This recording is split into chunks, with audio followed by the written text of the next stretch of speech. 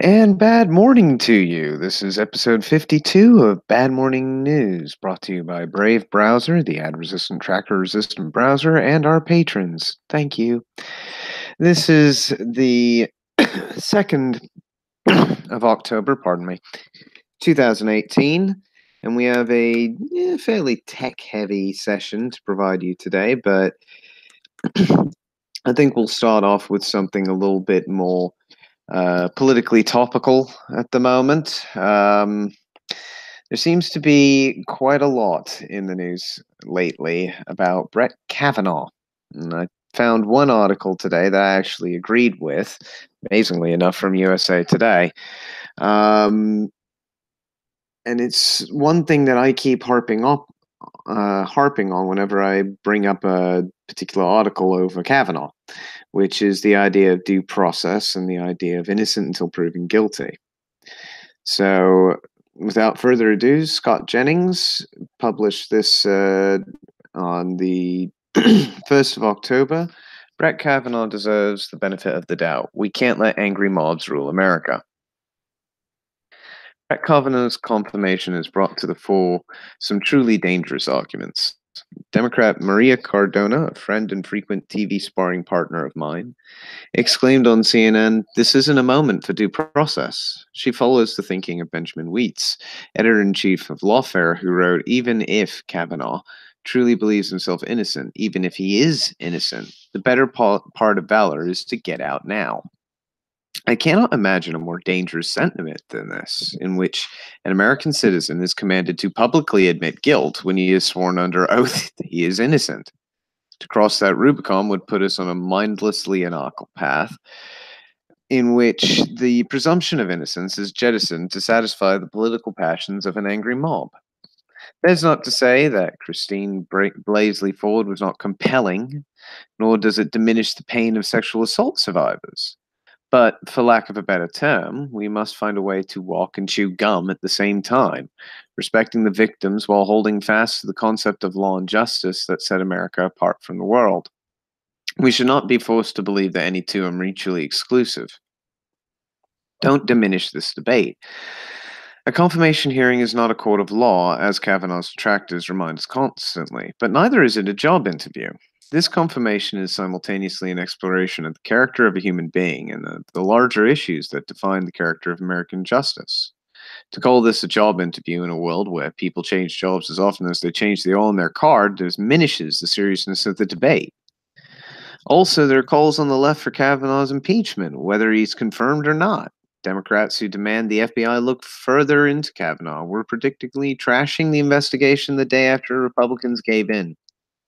We are dangerously close to a moment in which a significant number of Americans simply stop accepting outcomes produced by our democratic processes. When you couple that with the idea that a citizen who believes himself to be innocent must submit to the passions of an angry mob, supposedly for the good of a movement, anarchy is not far behind.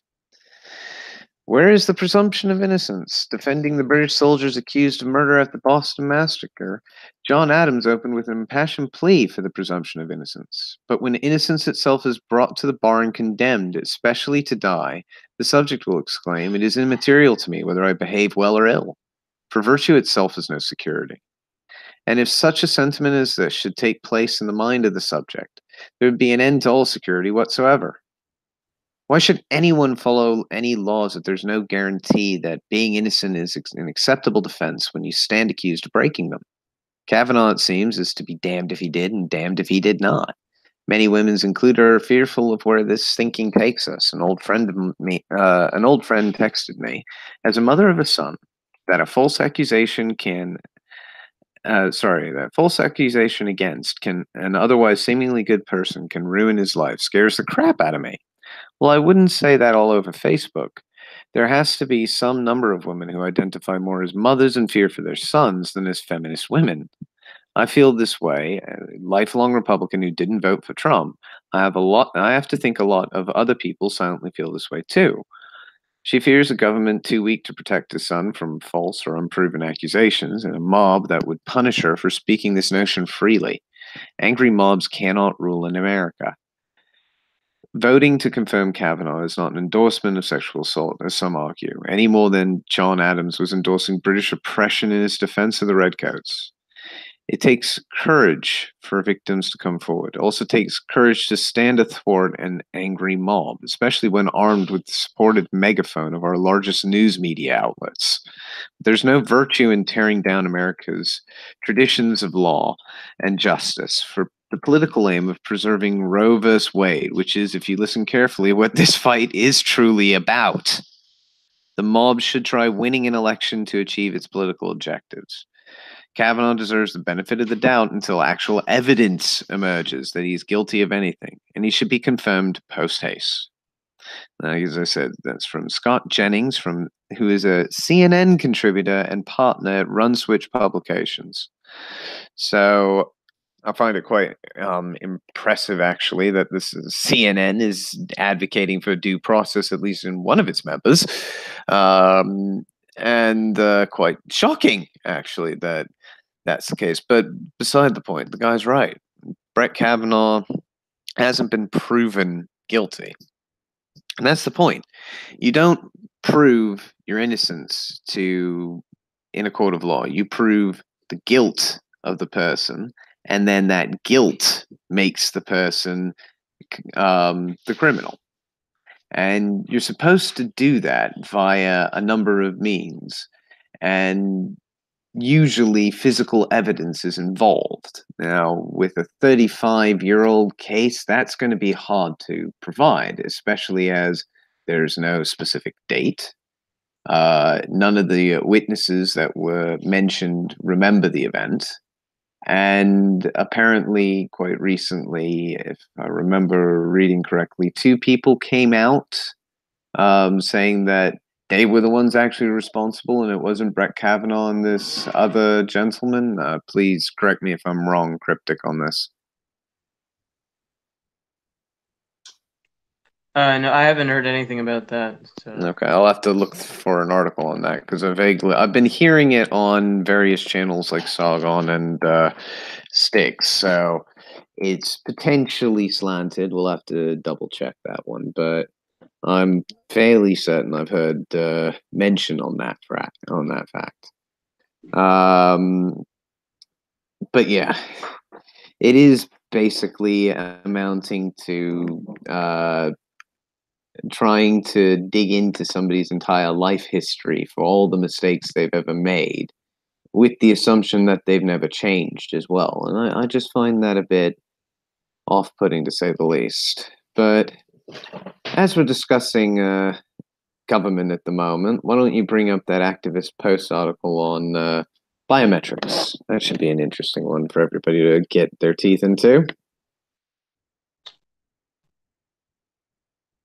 Yep, this is from activistpost.com, written by their staff there. Military and U.S. law enforcement establishing joint communication network for biometric databases.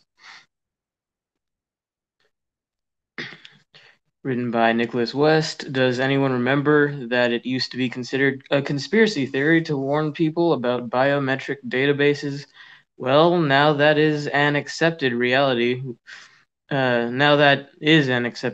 We should be looking even farther down the slippery slope for new signposts indicating even greater plans to track, trace, and database all human beings. Apparently, it is neither sufficient nor efficient to have the myriad databases currently at the disposal of agencies like the Department of Defense, FBI, or Homeland Security. According to a release from Biometric Update, these agencies currently use different computer languages that have difficulty communicating with each other as seamlessly as the U.S. government desires. The U.S. Defense Department, the FBI, and the Department of Homeland Security are planning to establish a new standard in 2019 to allow their biometric databases to communicate seamlessly, DoD officials told an audience at the AFCEA, Armed Forces Communications and Electronics Association. Federal Identity Forum in Tampa, Florida, Signal reports. The Electronic Biometric Transmission Specification version 4.1 will enable the DoD's ABIS, DHS's IDENT, and the FBI's NGI, Next Generation Identification System, to communicate natively in their own language, according to DoD Biometrics Program Chief Engineer Will Graves. DHS is preparing to upgrade from its IDENT system to the new Homeland Advanced Recognition Technology part in order to handle scale and capabilities far beyond those it was originally designed for. Hopefully, we'll be able to close the transactional and interoperability gap between DoD and DHS, he says. Perhaps most notable in the apparent conflation of military systems and U.S. national justice systems into one overall sharing network. While the military is supposed to be restrained by posse comitatus from showing up on American soil to police the public, things appear to be more malleable where data collection systems are concerned. The FBI is already mired in controversy for its role in attempting to suppress information about the domestic NGI database cited in the quote above. Activist Post reported about this massive database that contains fingerprints, palm prints, iris, voice, and face scans, as well as other biometric data of millions of non-criminal Americans. As Derek Brose wrote, in early May, the U.S. Department of Justice released a proposal which would exempt the FBI's biometric database from public discourse. Specifically, the proposal would exempt the Next Generation Identification System from provisions of the Federal Privacy Act, which requires federal agencies to share information about the records they collect with the individual subject of those records, allowing them to verify and correct them if needed. The proposal is open for public comment until June 6, 2016. Although the database does contain biometric data on convicted criminals, it also contains information on individuals who were only suspected or temporarily detained under the suspicion of a crime. The system also features data from people fingerprinted for jobs, licenses, military or volunteer service, background checks, security clearances, and other government processes. Essentially, the FBI is arguing that it will prevent individuals from knowing if their information is in the massive database if the release of information would, quote, compromise a law enforcement investigation. Jeremy Scott, a National Security Counsel at the Electronic Privacy Information Center, told NextGov that the proposal would set a worrying precedent in which law enforcement has significant leeway to decide what information to collect without informing the subject. One can only assume that the military's automated biometrics identification system is even more immune from transparency. Nevertheless, this fact, in addition to the usual privacy and security concerns raised daily about what happens to our data after collection, also appears not to be an impediment, as modernizing the DoD's biometric system, which is at least 5 years old, may include moving the ABIS to the cloud. My emphasis added. So that basically, is talking about the conflation of the military's database and more of the domestic police databases that there are. So Yeah, I did. to be wary of. This is all we need. This is all we need. Another database that can be centralized and hacked, and even better covered up so that people can't really see how it works. It's not exactly ideal, is it? But hey, it's the direction things seem to be heading in at the moment. Hopefully, they'll wise up soon, as I'm sure they'll get hacked very soon as well as a result of all this sort of stuff. Let's lead on from that actually a little bit. Speaking of legal issues, I think it may be worth mentioning that bringing up something I think we reported yesterday, the big Facebook hack. This is coming from thestreet.com by Annie Gauss. The Facebook hack could mean a $1.63 billion fine, more government scrutiny for big tech. A security breach affecting 50 million users, which Facebook disclosed on Friday, could mean that the pain is far from over for Facebook and big tech overall. Facebook just can't catch a break. On Friday, they said 50 million accounts were affected by a security breach, opening a fresh round of scrutiny on the embattled social network. In a blog post, Facebook VP Guy Rosen said the breach stemmed from a vulnerability in Facebook's View As feature, which lets users preview what their profiles look like from a perspective of another user. This allowed them to steal Facebook access tokens, which they could then use to take over people's accounts, he wrote. Access tokens are the mechanisms that allow users to access their accounts without entering passwords every time. Rosie said that the vulnerability had been fixed and that law enforcement was also notified of the attack, but for Facebook, the incident is likely far from resolved. Facebook shares slid 1.6% during Monday's trading, an extending streak of bad news for the company that also included the abrupt departure of two Instagram executives last week. The security breach disclosed on Friday ensures that the spotlight may not ease up anytime soon. Facebook is in for some rough sledding here because of the nature of the breach, the scope, and potential depth of the impact, said Scott Vernick, a partner at Fox Rothschild LLP, specializing in privacy and security. If they thought they were off the hot seat, now they're right back on that hot seat. Facebook's handling of user data has been under scrutiny for the better part of a year, but unlike in the Cambridge Analytica scandal, which involved the improper sharing of data with third parties, Friday's breach was the result of an outside attack. And it could ramp up efforts to regulate Facebook and other technology companies, whether by financial penalties, legislative efforts, or both. In Europe, Facebook could face a fine totaling as much as 1.63 billion if it's found that Facebook violated the terms of the GDPR, the European Union's sweeping consumer privacy law. GDPR contains a provision that companies can be fined 4% of their annual revenue if they violate the law, which encompassing on protecting data, and a requirement that regulators must be notified within 72 hours of a breach. Ireland's Data Protection Commission, which oversees Facebook under GDPR, is heading up an investigation into the breach. In the US, the breach is likely to intensify discussions of federal privacy law. Last week, a group of technology executives, including execs from Alphabet, Amazon, Apple, Twitter, AT&T, and Charter Communications, met with the Senate committee to discuss the various efforts to protect user privacy and what national law might look like. California recently passed a consumer privacy law, which takes effect in January 2020. When this kind of thing happens, all the regulators, politicians, and legislators ramp up their efforts, Vernick added. While hacks and data breaches are all too common, a breach of Facebook, which has well over 1 billion users worldwide, could have far reaching ripple effects for the US tech industry. Quote, the grand bargain of the internet is really up for question, that consumers fork over info in return for free service or for the ease of use in other products and whatever benefits come along with that, Vernick added. Consumers are starting to question that grand bargain, and at least in the United States, come closer to a European view as opposed to an American view.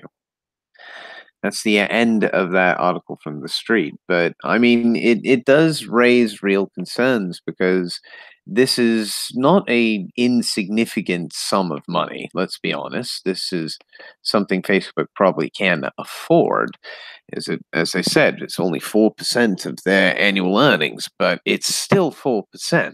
It's still a significant lump of money in this case, and it's going to impact more than them over time because there are other companies that are probably going to have to learn from Facebook's mistakes here.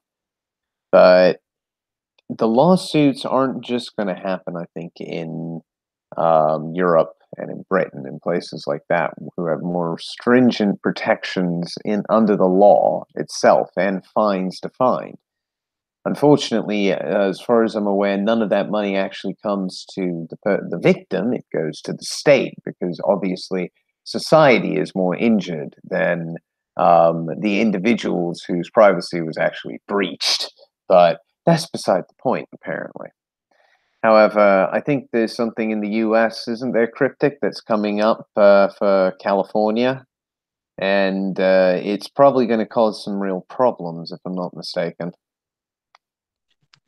Yeah, this article is from Reason.com, written by Christian Breachy. California enacts state net neutrality rules, gets sued immediately. California's new law is a legal mess.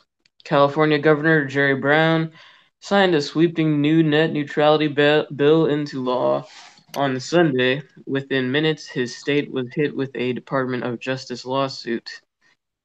Under the Constitution, states do not regulate interstate commerce. The federal government does, said Attorney General Jeff Sessions in a press release. The release also accused California of unlawfully imposing burdensome state regulations on the free internet. Sponsored by Senator Scott Wiener, D. San Francisco, the law aims to reimpose the Obama-era net neutrality rules, which the Federal Communications Commission, FCC, repealed this year with its Restoring Internet Freedom Order. California is hardly the first state to take this step. Oregon, Washington, and Vermont have passed similar state-level net neutrality bills, and governors in 6 states have issued executive orders imposing net neutrality, like requirements on ISPs that contract with the state government. But California's bill is exceptionally sweeping. Its restrictions on internet service providers include bans on zero rating, offering certain content or applications for free, paid prioritization, letting consumers pay more for faster download speeds or certain content, or otherwise blocking, slowing down, or speeding up internet traffic because of its content source or destination. Many of these regulations directly conflict with the light touch approach to internet regulation spelled out in the Restoring Internet Freedom Order. The order also included a provision preempting state and local net neutrality laws.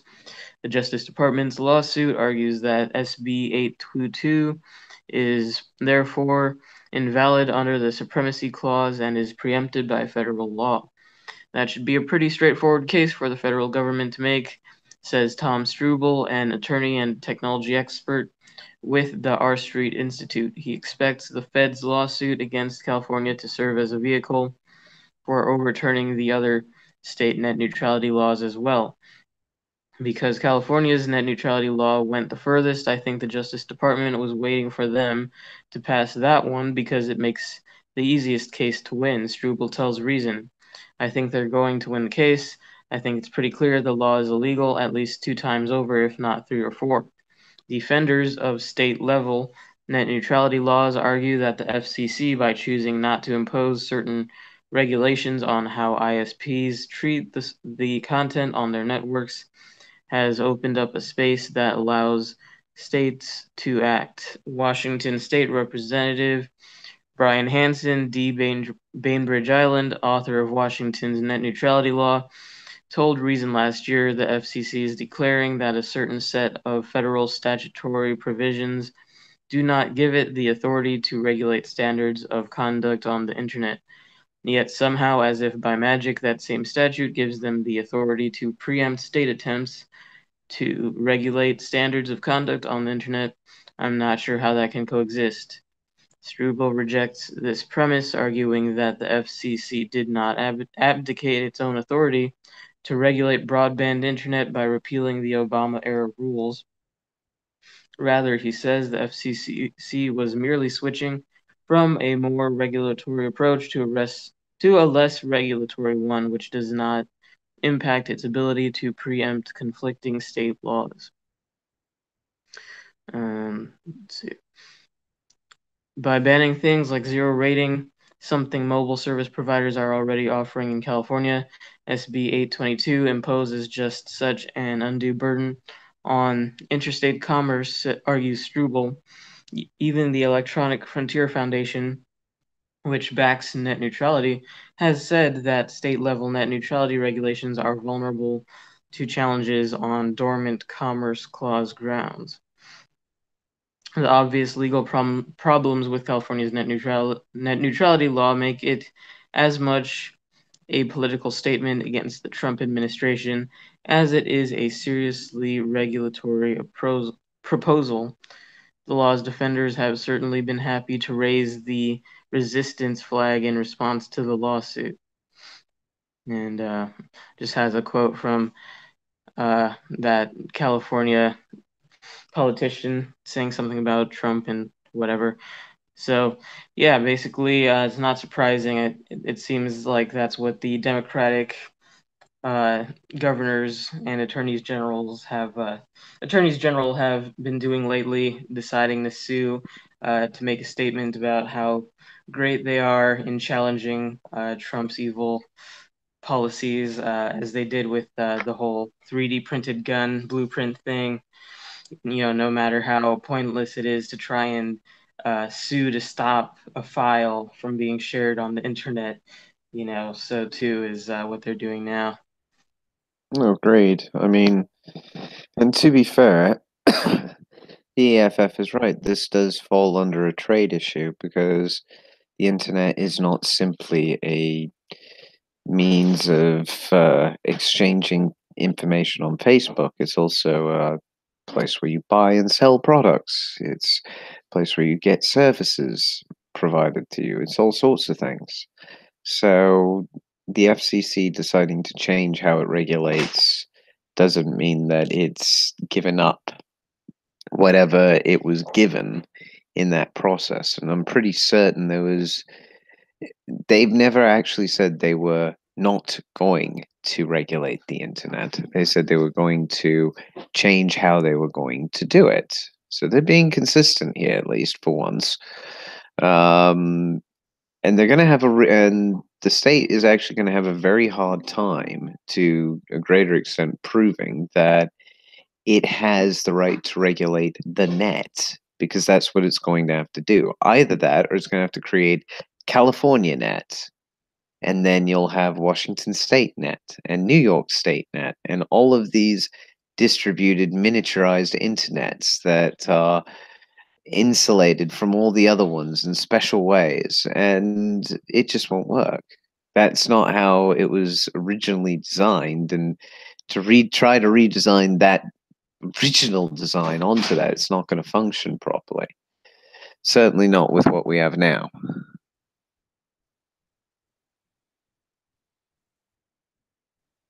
But I mean, I'm not surprised that they did this, and I'm also not surprised that the people all over the place are starting to getting a bit angry with Google, Facebook, Twitter, and the other big tech companies because they're all basically saying, "Oh, we can do practically anything," but they have to prove it, and certain people are saying they can't.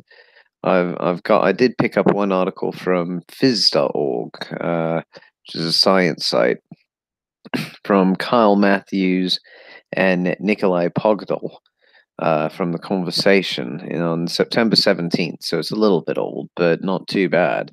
Big tech is overselling AI as the solution to online extremism. In mid-September, the European Union threatened to fine the big tech companies if they did not remove terrorist content within 1 hour of appearing online. So this is related to the articles that were recently passed by the EU. The change came because rising tensions are now developing and being played out on social media platforms. Social conflicts that once built up in backroom meetings and came to head on city streets are now building momentum on social media platforms before spilling over into real life. In the past, governments tended to control traditional media, with little to no possibility for individuals to broadcast hate. The digital revolution has altered everything. Terrorist organizations, most notably Islamic State or ISIS militants, have used social media platforms such as Facebook, Instagram, and Twitter for their propaganda campaigns and planned terrorist attacks against civilians. Far-right groups, including anti-refugee extremists in Germany, are also increasingly exploiting tech platforms to espouse anti-immigrant views and demonize minorities. From Sri Lanka to Myanmar, communal tensions stoked online have led to violence. Due to the growing political will within Western countries to regulate social media companies, many tech titans are arguing they can self-regulate, that artificial intelligence, AI, is one of the key tools to curtail online hate. Several years ago, we created the Digital Mass Atrocity Prevention Lab to work on improving public policy to curb the exploitation of tech platforms by violent extremists. Over vulnerabilities. Tech companies are painfully aware of the malicious use of their platforms. In June 2017, Facebook, Microsoft, Twitter, and YouTube announced the formation of the Global Internet Forum to Counter Terrorism, which aims to disrupt extremist activities online. Yet as political pressure to remove harmful online content grows, these companies are beginning to realize the limits of their human content moderators. Instead, they're increasingly developing and deploying AI technologies to automate the process of unwanted content detection and removal. But they're doing so with no oversight and little public information about how these AI systems work, a problem identified in a recent report by the Public Policy Forum. Twitter, according to its most recent transparency report, claims it used AI to take down more than 300,000 terrorist-related accounts in the first half of 2017. Facebook itself acknowledges that it's struggling to make use of AI in an efficient manner on issues surrounding hate speech. Let's get a little bit towards the failure of the AI. In 2017, 250 companies suspended advertising contracts with Google over its alleged failure to moderate YouTube extremist content. A year later, Senior Vice President of Advertising and Commerce Sridhar Ramaswamy said the company is making strong progress in the platform to safely regain the lost confidence of clients. However, a recent study by the NGO Counter-Extremism Project refutes the effectiveness of the company's effort to limit and delete extremist videos. More transparency and accountability from YouTube is needed, given that the study found over 90% of the ISIS videos were uploaded more than once, with no action taken against their accounts that violated the company's terms of service. Clearly, there's no simple path forward. Removing content that is not harmful, offensive, extremist, or illegal, even if it is distasteful, is an impediment to free speech. In some cases, using AI to remove content has blocked legitimate material being posted by human rights champions. For example, in 2017, Shah Hussain, a human rights activist, found a significant number of his Facebook posts regarding the persecution of the Rohingya minority in Myanmar had been deleted. YouTube also erased his news channel, which had nearly 80,000 subscribers. He was documenting human rights abuses, not espousing hate. In Syria, when independent journalism is severely restricted by war, videos and photos posted by online activists are crucial to understanding the situation in the country. In an attempt to crack down on extremist content, however, YouTube's AI-powered algorithms removed thousands of videos of atrocities against civilians. Videos were posted as evidence for the eventual prosecution of Syrian officials for crimes against humanity. Whether or not they were real or not is a bit different question.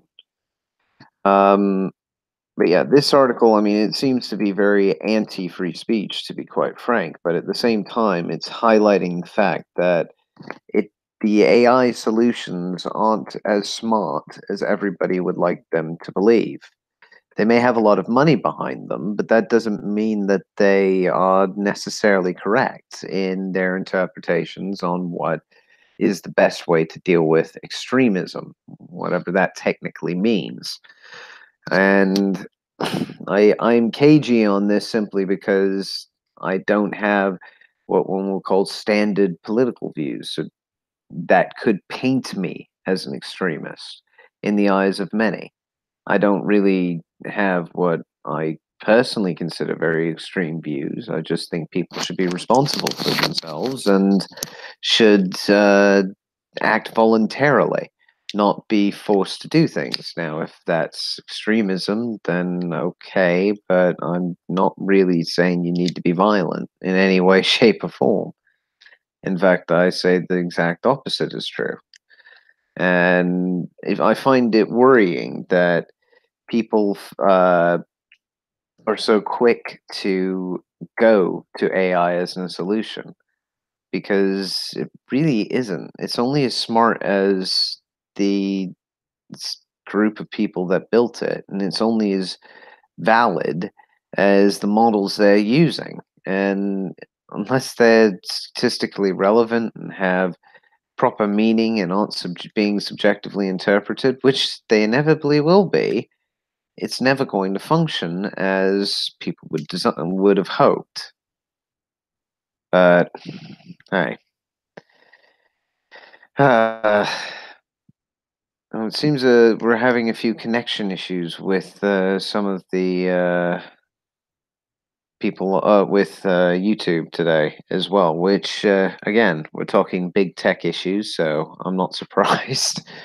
But what are your thoughts on all this, Cryptic? Yeah. I mean, I still just don't understand how these people can think there's going to be some kind of technocratic solution that will implement censorship in exactly the way they hope to implement it. To only protect people they feel are victimized and whatever. But and to think that that can be done in any sense is ridiculous without having like even from their perspective from having other consequences as has been happening lately with leftist type outlets getting censored on Facebook and elsewhere, where now so all of a sudden they're saying, "Oh yeah, this could actually come back to bite us in the ass." And I don't understand how naive you have to be to really think that that's a doable thing. And of course, it's ridiculous in itself. Just this idea of censoring to protect people's feelings. I think it's a terrible idea. Like when schools, censor books because they say it has unkind words that are used, even though it's in a historical context.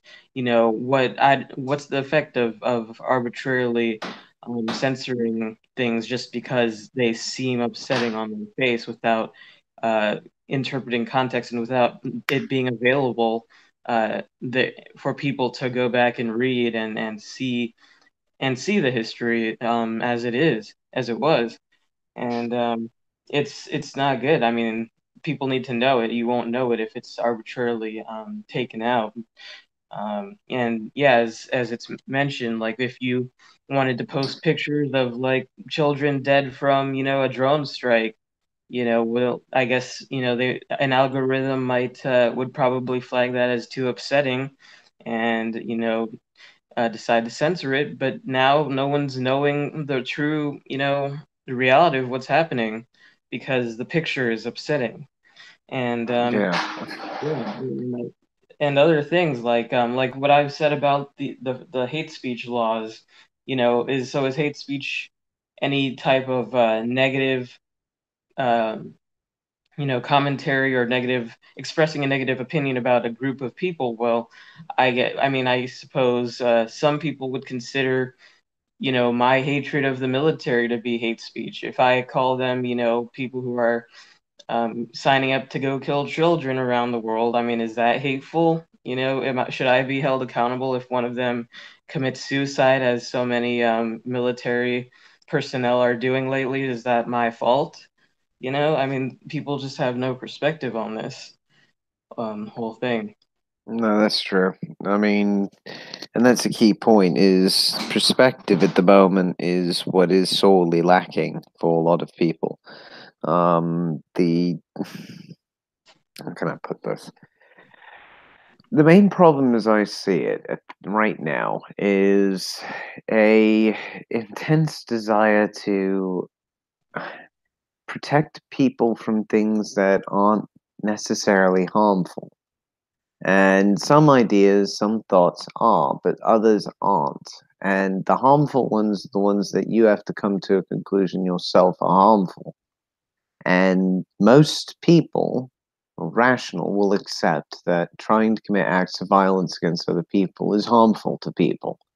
It doesn't take a very large step in explanation to describe why those things are consistently incorrect actions to take.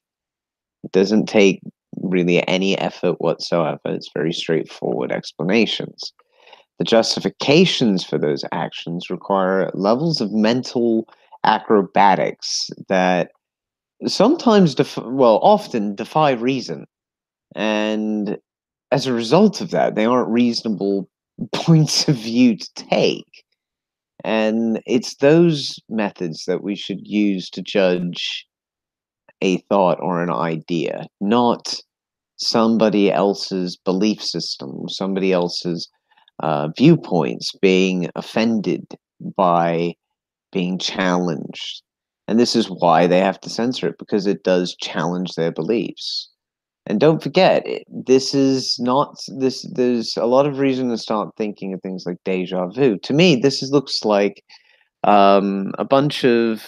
It looks like a high school playground, to be quite frank. Particularly in politics, you look at all these people, and it's a bunch of cliches and cliques that get together and interact in various ways. And some of them are the really popular kids, and some of them are the not so popular kids, and some of them traverse the intermittent space, but they aren't quite the same as the popular ones, and they're outcasts. And there's all sorts of these little in groups and out groups in society, and they play out at the moment just like a high school drama. And I think a lot of people are starting to finally get sick of that. It's not something we enjoy having to live with. None of us probably really enjoyed it in high school unless you were one of the popular kids. And now most of those popular kids are the ones who tend to be complaining the most about how society is falling apart, not doing as it should have done back when they were kids.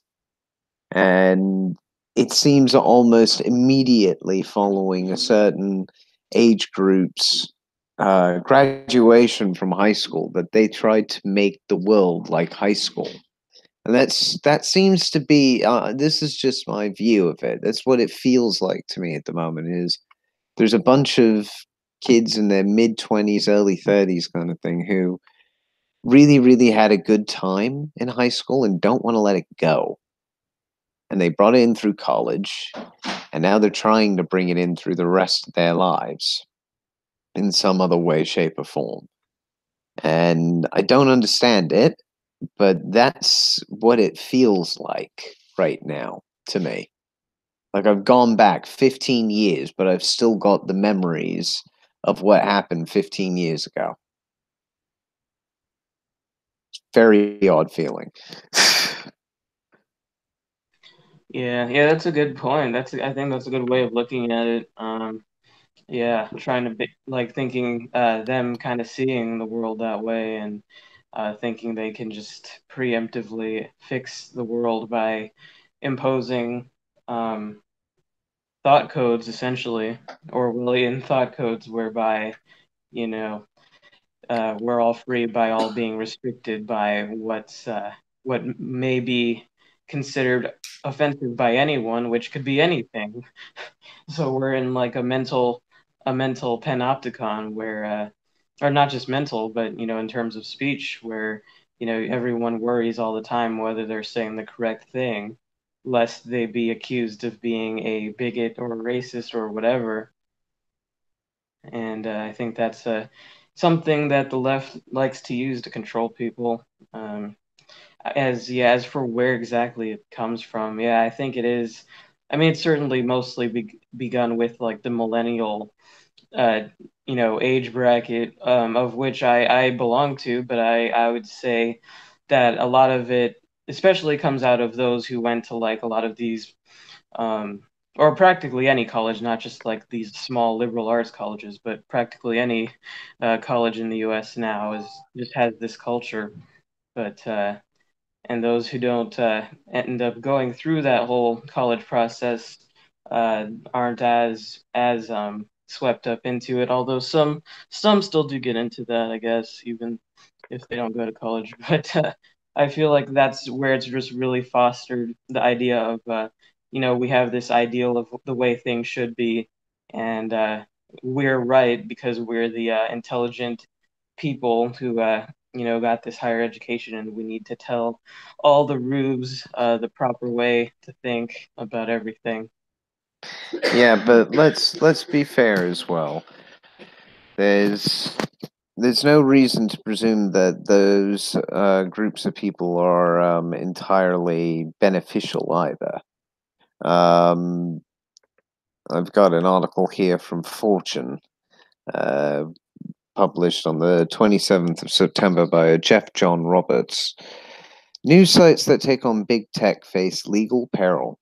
The reporter Julia Angwin is at the vanguard of a new type of journalism that uses data to pick apart the secrets of large technology companies. Her work at the Wall Street Journal and ProPublica has exposed unsettling tracking practices by apps and websites and revealed how Facebook ads promote racial bias and extremist content.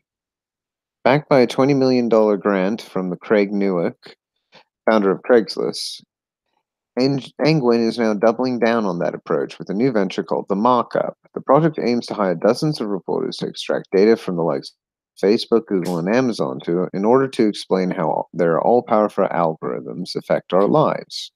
The tech giants, for their part, have little desire for Angwin to expose their inner workings to the public. While they already rely on public relations spin to deflect negative media attention, they may have a more powerful arrow in their quiver, namely anti-hacking laws that they could use to block reporters and activists from obtaining data in the first place. Wouldn't be surprised if they went after journalists. Angwin uses the scientific method to conduct journalism. She and her partners form a hypothesis about how tech companies operate, then test to see if this is true. Collecting the data to do this isn't easy, not least because services offered by Google and Facebook show different things to different people. You and I don't see the same ads, for instance, and the content they display quickly disappears. Angwin says she encountered this problem while evaluating Facebook selection ads. There's no way to know how these ads affected people because they disappeared, she says.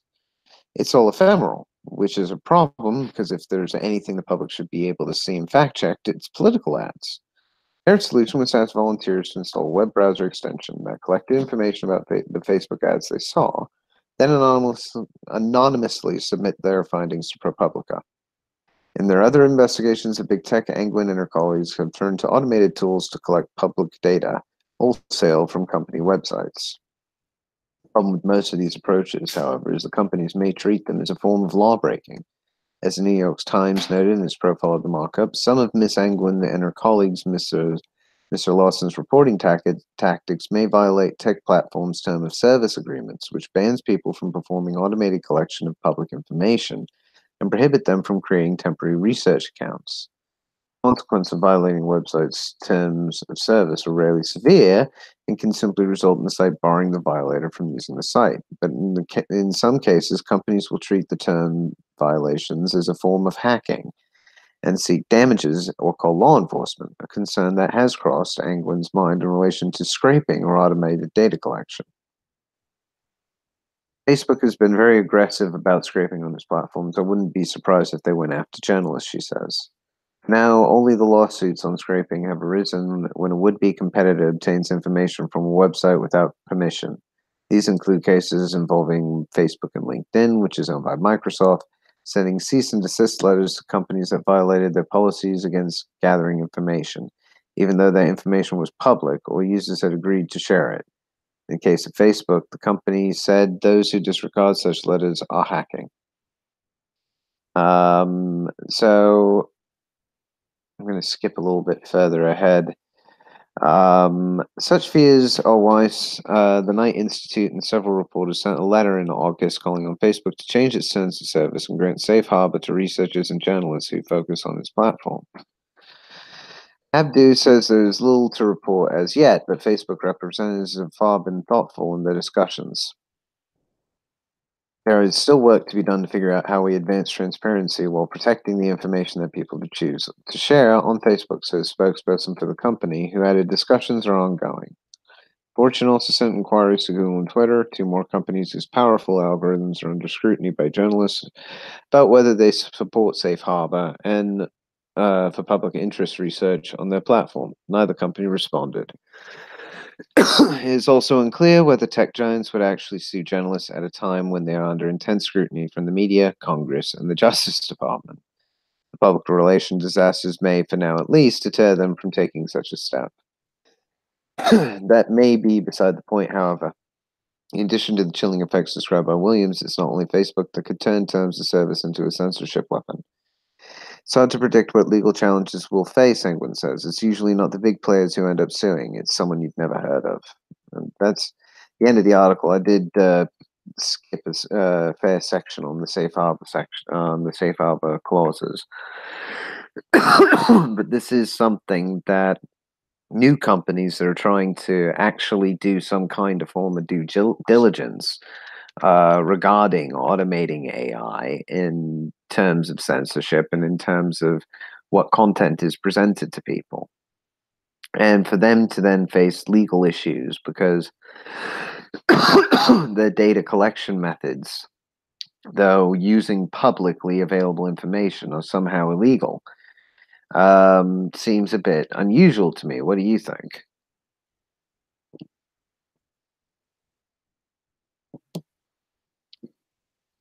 Sorry, I stuck muted there.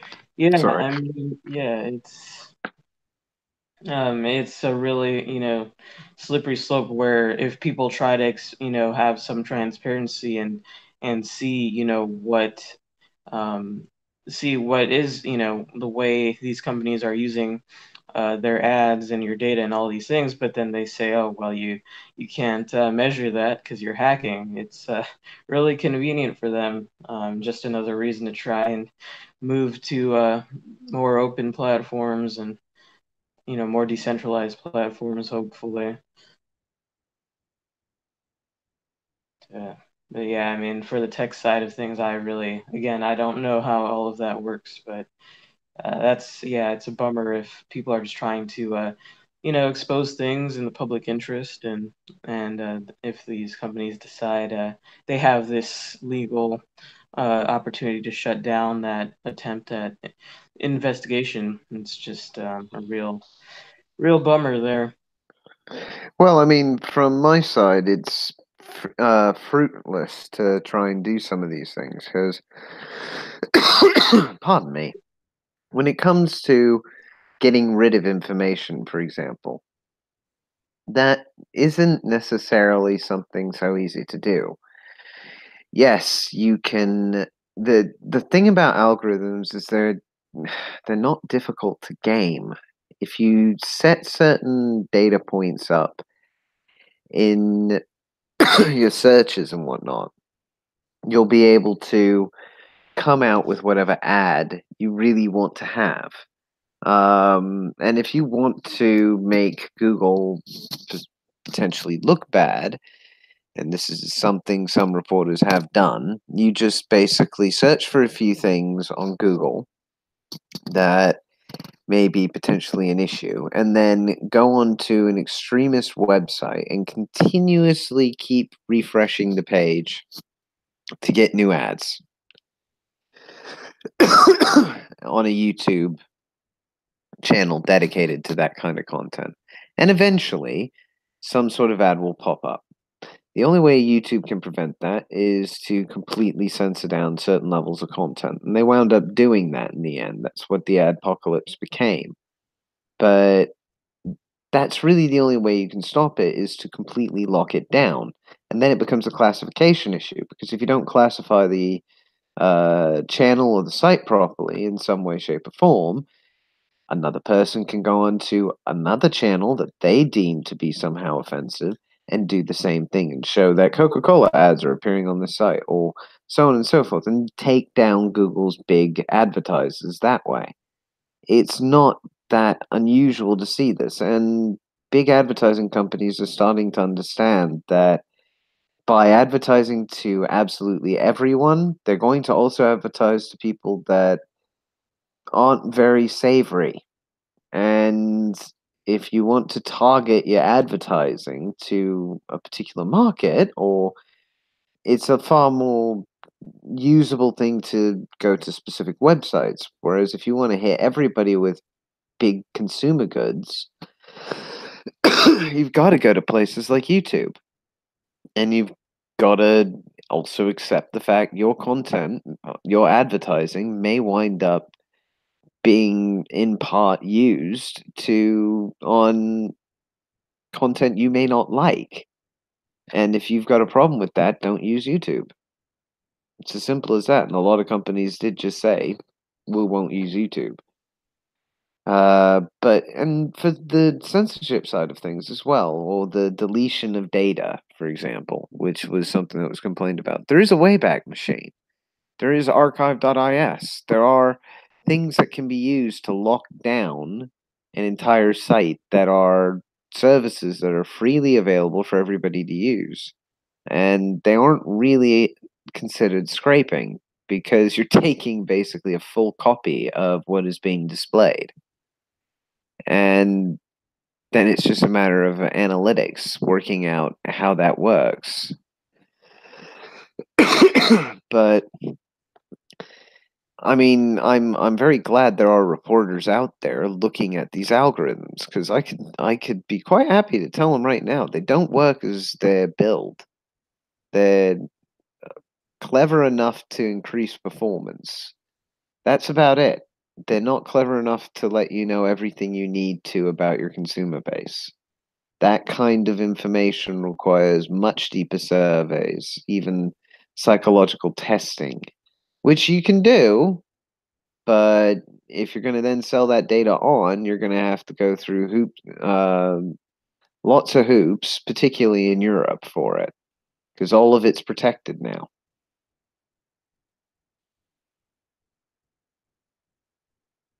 But I think it's probably time for us to hit up some comments in the live chat at the moment. This was with regard to a few things before. People are refusing to grow up and join the real world, unfortunately, from Gregory Patrick. I view it as people stuck in neuroses. That can last for a very long time. I'm sure they have little desire for evaluation. That was, I think, regarding the algorithms. One should have a social media archive to find all that, quote, ephemera.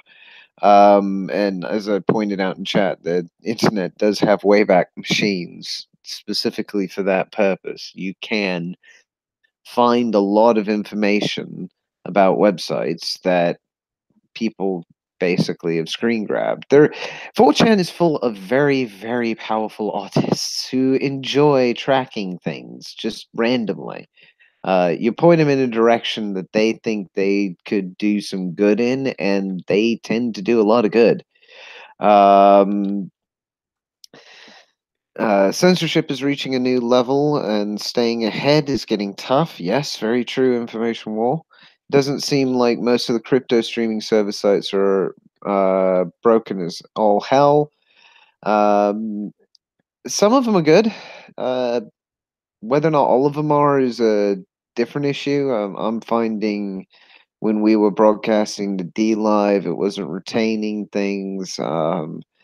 If we were going, it's difficult to get old information through certain channels. And YouTube's original platform was uploading videos, so it's just a matter of converting streamed videos into existing content formats. And that's a lot easier than trying to build both at once.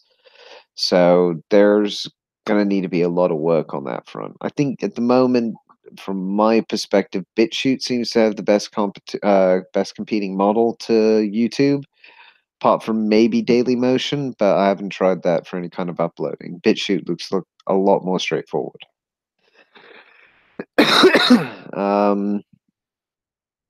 Yeah.